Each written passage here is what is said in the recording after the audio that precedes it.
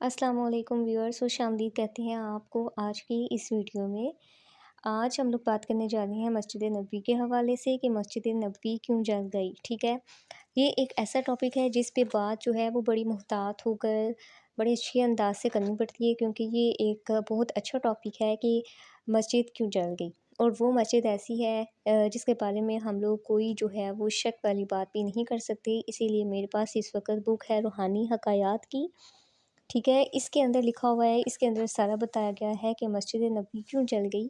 اور اسی حوالے سے ہم لوگ بات کریں گے، دیکھیں گے، اور ہمیں پتہ چلے گا کہ مسجد نبوی جو ہے وہ جلی کیسے،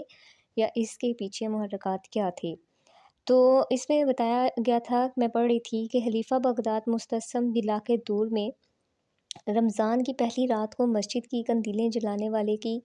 روشنی سے مسجد نبوی میں، اس کی آگ سے مسجد نبوی میں ایسی تباہ کن آگ لگ گئی کہ پوری مسجد اور مسجد کی جو خوبصورتی ہے،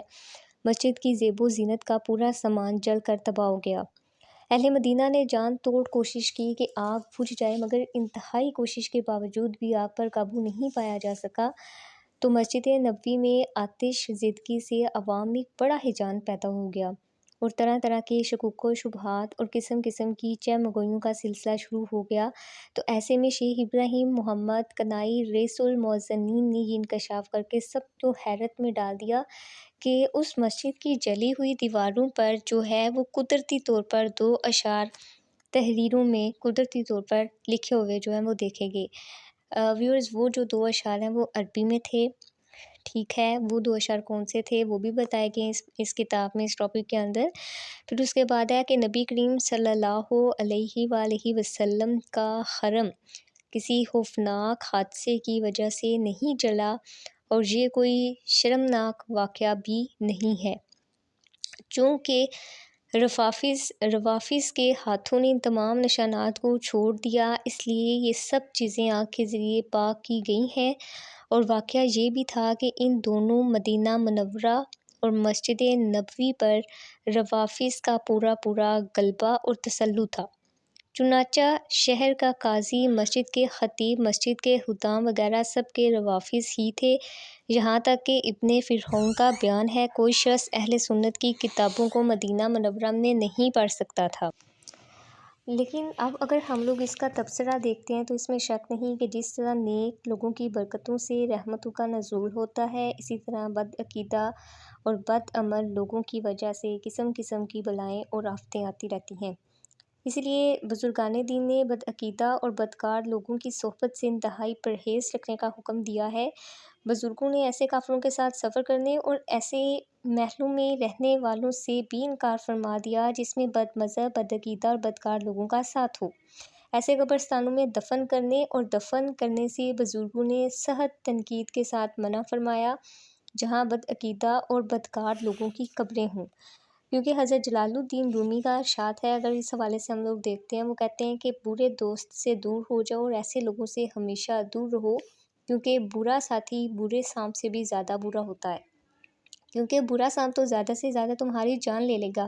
مگر جو بد عقیدہ بدکار ساتھی ہے وہ تو تمہارا ایمان لے لے گا، جو جان سے بھی زیادہ عزیز چیز ہے، اور ایمان کے بغیر انسان کچھ بھی نہیں ہے۔ بعض لوگ یوں کہا کرتے ہیں کہ ہم کو بد مذہبوں کی بد اعتقادی سے کیا مطلب، یعنی یہ بڑا ایک کامن سوال ان کے ذہن میں آتا ہے، ان کا عقیدہ ان کے ساتھ، ہمارا عقیدہ ہمارے ساتھ، مگر ایسے لوگ سخت دھوکے میں پڑے ہوئے ہیں۔ کون نہیں جانتا کہ جو شخص بھٹی کے پاس بیٹھے گا وہ لاکھ کوشش کرے مگر اس کو آگ کی گرمی ضرور پہنچے گی، ظاہر وہ پاس جو بیٹھا ہوا ہے اور اس کو اس کا اثر تو پہنچے گا۔ اسی طرح بد عقیدہ اور بدکار کی صحبت ضرور اپنا اثر دکھائے گی، کچھ نہیں ہوگا تو ان لعنتوں اور بلاؤں میں سے ضرور کچھ حصہ پا لے گا جو ان لوگوں پر ان کی بد عملی کی وجہ سے اترتی رہتی ہے۔ تو یہ آج کا ٹاپک تھا کہ مسجد نبوی جل گئی یا جلائی گئی، سارا پروسیس کیا تھا۔ میرے پاس یہ روحانی حکایات کی کتاب ہے، ٹھیک ہے، بہت مزے کی کتاب ہے، اس کے اندر سے میں پڑھ رہی تھی، میں سوچا آپ لوگوں سے بھی شیئر کر دوں، آپ لوگ بھی ضرور اس کی پڑھیے گا۔ حضرت علاوہ عبد المصطفی اعظمی جو ہے وہ رائٹر کا نام ہے، ٹھیک ہے انہوں نے مرتب کی ہے، اور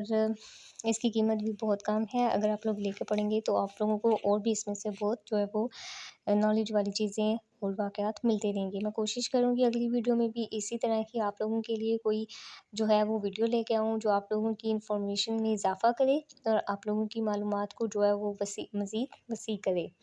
اپنی دعاؤں میں ضرور یاد رکھیے گا۔ اگر آپ کا کوئی سوال ہے تو آپ کمنٹ باکس سیکشن میں پوچھ سکتے ہیں۔ اپنی دعاؤں میں جو ہے وہ ضرور یاد رکھیے گا۔ حاضر ہوں گی ایک نئی ویڈیو اور ایک نئے موضوع کے ساتھ، ایک نئے عنوان کے ساتھ۔ تب تک کے لیے اللہ حافظ۔